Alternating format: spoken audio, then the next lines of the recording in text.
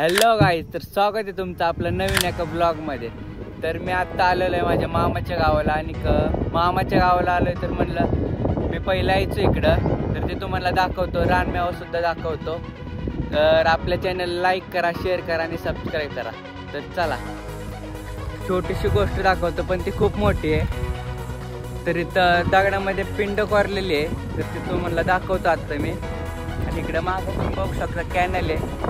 इकडं आता पाणी नाही आहे, पण पाणी आलं की ते पोहायला वगैरे येते पोरं. आता एक पिंड आहे ते तुम्हाला दाखवतो.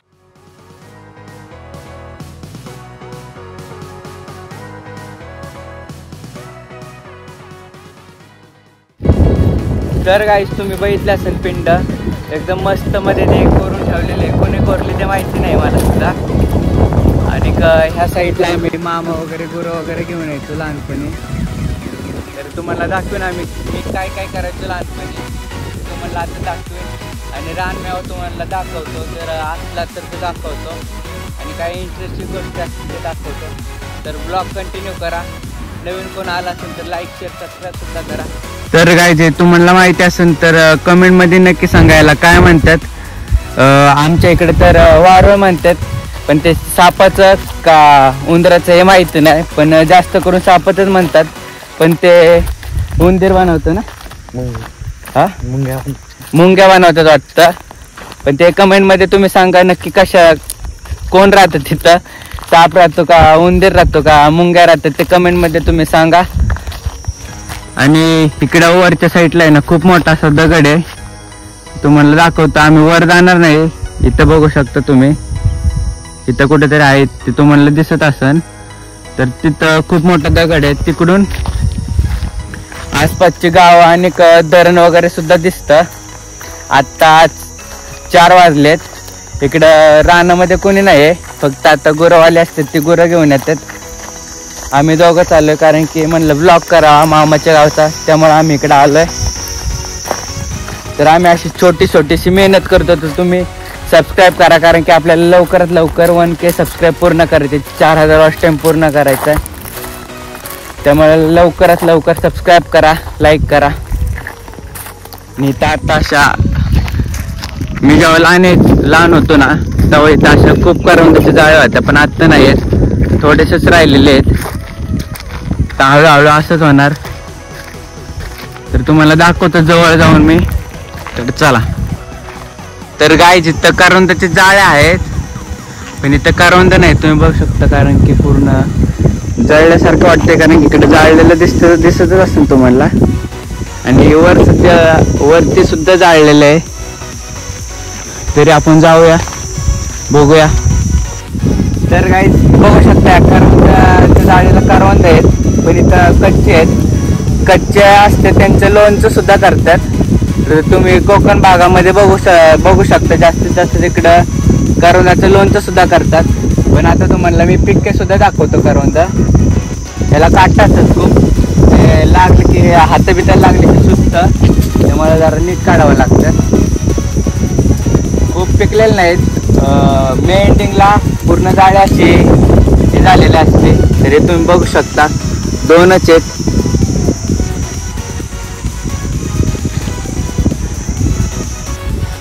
तर गाईज हा माझा ह्या सीझन मधला पहिला करवंद मी आत्ता खाल्लेला आहे. तर म्हणजे खूप भारी वाटतं असं खाल्ल्यावर. तर तुम्हाला दाखवतो करवंद असे असते. जी गावाकडूनचे खाण्यामध्ये मजा आहे ते पुणे मुंबईमध्ये नाही आहे. तर तुम्ही गावाकडूनचे असतील तर तुम्हाला माहिती असेल, म्हणजे खाण्यामध्ये मजा आहे ते पुणे मुंबईमध्ये मजा नाही. तर इथं काजू आंब्याचं पण होतं ना रे.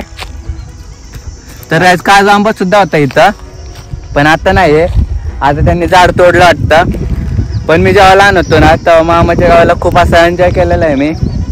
काजू आंबा म्हणा, बरं असं रानमेवा आहे, खारीक काय नाही, कारका सुद्धा आहे. त्यांचं झाड सुद्धा तुम्हाला वर दाखवतो मी.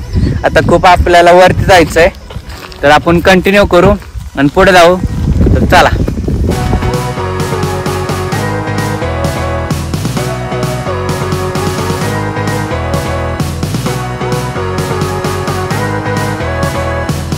तर गाईज हा असा आपला निसर्ग आणि निसर्गामध्ये असं आपल्या जवळचं गड विचित्र आणि त्या रोहिडेश्वर अशी 2 नाव आहेत त्या गडाला.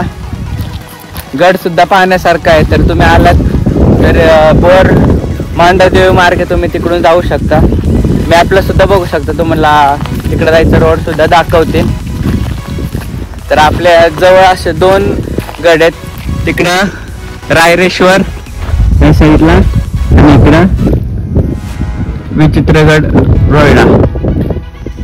तर असे 2 गड आहेत आपल्या जवळचे. तर तुम्ही कधी फिरायला वगैरे आला तर आवर्जून या. तर चला, आपल्याला तू म्हणला मी आज तो वरती खूप मोठा असा दगड आहे तो सुद्धा दाखवणार आहे. तर आपण तिकडे जाऊया. चलो. तर काय हे बघू शकतो तुम्ही आंब्याचं झाड, पण असं वाटतं की पाड वगैरे काही लागलेलं नाही अजून. पण आंबे तरी कच्चा आंबा तरी खाण्यामध्ये मजा आहे.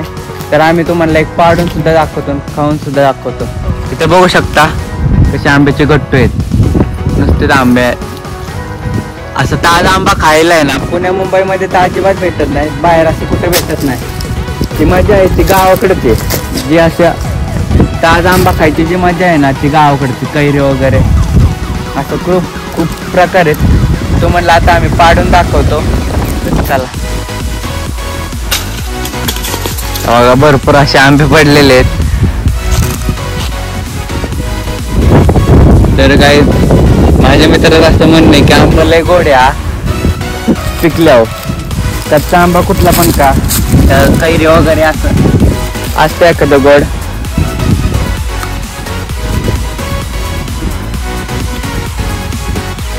एवढा नाही आंबट बघ का. कच्चा आंबा खाण्यात सुद्धा मजा आहे. चटणी मीठ लावून खायचा. आम्ही चटणी मीठ आणलं नाही ना तर दाखवला असतं तो म्हणला. पण आता मेच्या एंडिंग पर्यंत आंब्यांना पाड वगैरे लागतात, मग ते पिकायला ठेवल्यानंतर पिकतात. वाटलंच आपण पार्ट 2 सुद्धा करू, मामाच्या गावचा पार्ट 2 सुद्धा करू.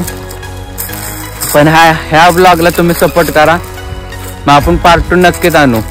आणि ते पण सर्व रानमेवा पिकल्यानंतर तुम्हाला दाखवण्यासाठी. तर चला जाऊया वरती.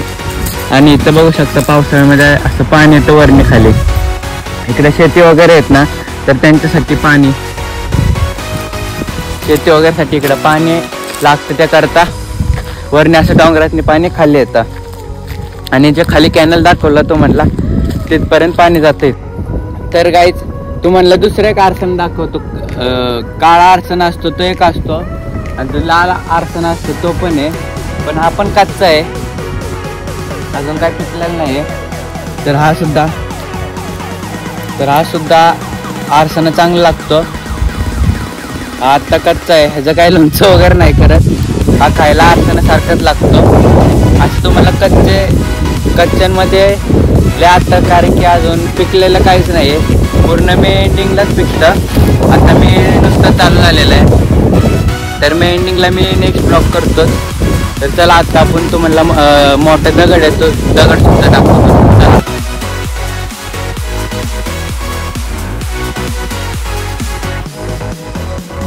तर काही तुम्हाला पिकलेली करवंद आम्ही जरा थोडीफार दाखवतो, जास्तच पिकलेली आहेत. तर हे बघू शकता आम्ही खूप वरती आलेलो आहे, त्यामुळे आम्हाला इकडे पिकलेले आता भेटलेत. तरी बघू शकता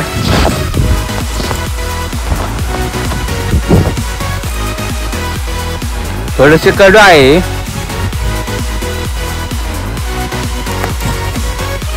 पण क्वालिटी लागत आहे.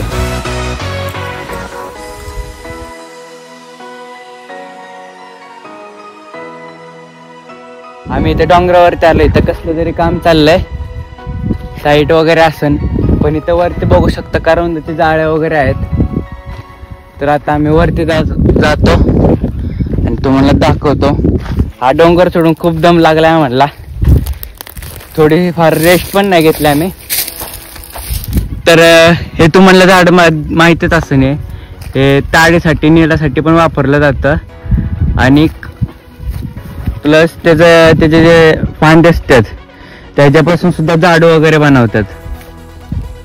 जर तुम्हाला माहिती असेल झाडू बनवतात तर कमेंटमध्ये नक्की सांगा.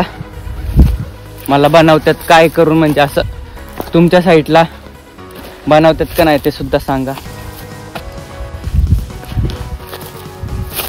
आणि खारका सुद्धा तुम्हाला माहिती असेल तर त्याच झाडाला लागतात, जे तुम्हाला दिसत आहे ना नारळासारखं, तर त्याच झाडाच्या खारका वगैरे असतात. खारीक वगैरे जे असतं ना ते. तर इथं आलेलं आहे, तिथे पण कच्चेच आहेत जास्त करवंद नाही का पिकलेली. आधी